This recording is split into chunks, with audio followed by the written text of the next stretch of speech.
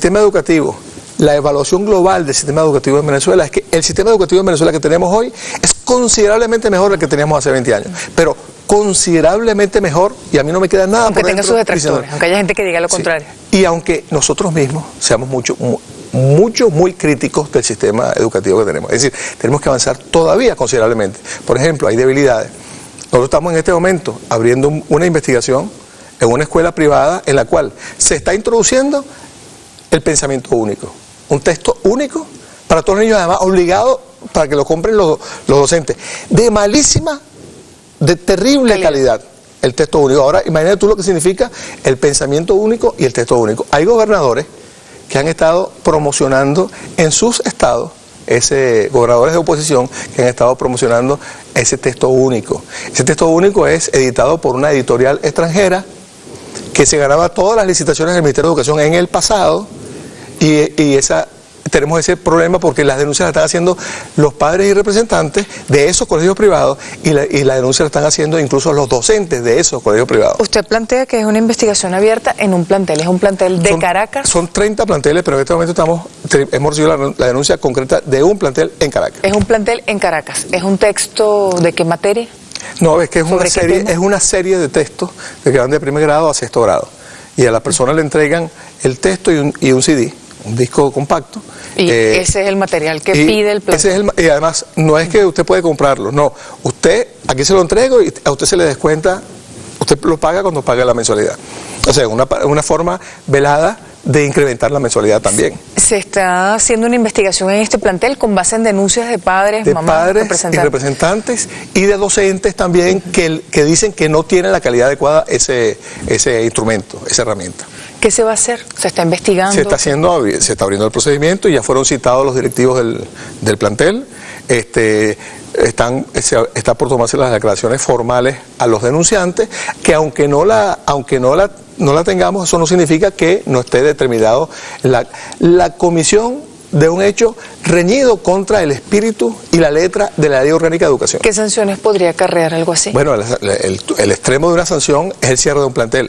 Nosotros nunca en la vida hemos optado, salvo en educación superior, que hemos tenido que cerrar. Este gobierno ha tenido que cerrar por lo menos un par de universidades. La última, la universidad de allá de Santiago, y como tuvimos que cerrar el Isaac Newton en su tiempo, cuando me tocó a mí de mi primer periodo por pasantía por el Ministerio de Educación. Ministro, usted decía que se está haciendo la investigación en este plantel, pero hay otros planteles que estarían incurriendo en irregularidades. A nivel nacional estarían en cursos 30 planteles aproximadamente. ¿Privados todos? Privados todos. ¿Con el mismo texto? Exactamente el mismo texto. Ese texto incluso se hizo, del Estado Zulia ya llegó previamente una denuncia a la Asamblea Nacional, que la estaba procesando la Asamblea Nacional. Ahora llega esta denuncia al Ministerio de Educación.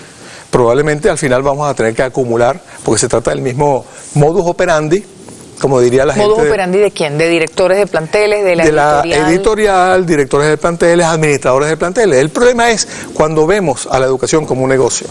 Cuando recordemos que en la Cuarta República la tendencia era la privatización de la educación, desaparecer la educación de manos del Estado, y cada vez más, como explicaba el presidente de la República en estos días, hacer que la carga del costo de la educación recaiga sobre los padres, sobre la familia, sobre los padres. Eso automáticamente se separa la sociedad. Los que pueden pagar una buena educación tienen una buena educación, los que no pueden pagar una buena educación tienen una peor educación, o en el extremo, los que no pueden pagar la educación simplemente no tienen educación.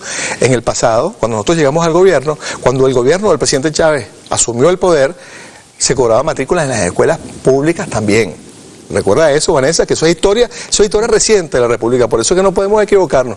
Los venezolanos no podemos equivocarnos en cuanto a escogencia. La comparación. Porque además está muy fresco el recuerdo, no es que pasó hace 100 años, es que hace 10 años, los que hoy están planteando estas mentiras, estas acusaciones, ejercían el poder y habían deteriorado considerablemente la educación. Eso sí habían producido, y lo vamos a ver en algunas gráficas, si nos da tiempo, porque se nos está pasando el tiempo. No, vamos a hacerlo, profesor Navarro. Sí. Bueno, mira, además, usted es docente con una alumna distraída, pero fíjate, que es el caso.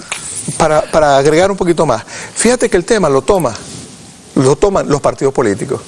Fíjate, por ejemplo, el gobierno abandona la educación primaria porque los niños no votan. Esta es la declaración de un señor que se llama Octavio Del Amo, que todo el mundo sabe que ese señor es un empresario de la educación. Ni siquiera un empresario, un comerciante de la educación. Toda su vida ha sido un comerciante de la educación. Él se autoelige presidente de una asociación que creó él, pues, y él es el dueño de la escuela. Y entonces, fíjate cómo él tercia aquí para decir esta barbaridad. Y el gobierno abandona la educación primaria porque los niños no votan. Entonces incluso dice, fíjate, argumentó que esto se debe a que es el momento o la edad precisa en que puedan participar en política. Ningún sector o espacio del país está ajeno a la influencia política del gobierno. Como los niños de 6 a 11 años no tienen todavía capacidad de voto ni de posición política, se ha dado entonces un abandono total por parte del gobierno de esta área. ¿El gobierno nacional le abandonó la educación primaria? Es que eso es lo que estamos desmintiendo categóricamente. Ahora, pero más que desmentir, pero fíjate cómo se contradicen. Pero fíjate cómo se contradicen, porque nosotros hace 3 semanas nos estaban criticando por la guerrilla comunicacional. O sea, nos están criticando porque estamos prestando la atención a los muchachos. Todos estos días, Vanessa, ha habido manifestaciones de muchachos de educación media protestando por el tema de la admisión en las universidades, en contra del examen de admisión. Bueno, o sea, hay una toma pacífica de la UPEL, además, pidiendo auditoría. Además. Y los muchachos están, mira, aquí se está creando una ola de conciencia, de toma de conciencia por parte de nuestros jóvenes, que esto va a llevar a modificaciones importantes, creo yo, en la estructura educativa del país. Usted dice que no se ha descuidado la educación primaria. En absoluto. Y que tiene cómo demostrarlo. Ah, no, ya lo vamos a ver. El gobierno no ha vencido el analfabetismo en Venezuela. Bueno, eso lo reconoce hasta la UNESCO. Esto lo dice un señor que se llama José Luis Farías, que por cierto quería partidos políticos. De los partidos políticos, de las declaraciones en la Mesa de Unidad Democrática. Fíjate, otra más. Mesa de la Unidad Democrática afirma que Venezuela perdió, lo que decíamos anteriormente, 716 planteles educativos. ¿Y esto no es un tema de los partidos políticos también, ministro? Es decir, los partidos políticos no deberían opinar también. Por supuesto, por supuesto. Claro que sí, claro que sí. Lo que llama la atención es que sale el artículo de Bravo Jáuregui, o el que el Nacional dice que es de Bravo Jáuregui, resuenan varios medios de comunicación y luego intervienen esto. Este es ya del día 9 de mayo de 2010, 2 o 3 días después que salen las primeras informaciones. Esta es la táctica que usa la derecha. Sí, definitivamente. ¿Cree que es una campaña contra la educación? No, es una campaña de tipo político, pero quieren usar la educación como una herramienta, y lo malo, y ahí sí está el malo. Ahí sí está malo, porque que me digan, mira, las escuelas hay que construirlas garantizando, por ejemplo, y se dan una discusión muy buena sobre, por ejemplo, si las escuelas deben tener todas rampas para niños con problemas, con discapacidades de tipo motora. Y tendríamos que hacer una buena discusión sobre eso. O si la altura de la escuela es conveniente, está a la altura o está a la otra altura por el tema de la temperatura. O que los módulos que se usan en los laboratorios, que estamos dotando en otros laboratorios, son de este tipo y tienen que incluir los experimentos tales y tal. Esa es la discusión. Esa es la discusión. No usar a través de mentiras, porque el problema no es la discusión sobre la educación, es el problema de meter las mentiras y utilizar entonces las mentiras que se dicen sobre la educación, utilizarlas como una herramienta de tipo político, o mejor dicho, de tipo politiquero. ¿Qué es lo que se estaría usando ahorita? Así es, ¿no? Evidentemente estamos en presencia de esa situación.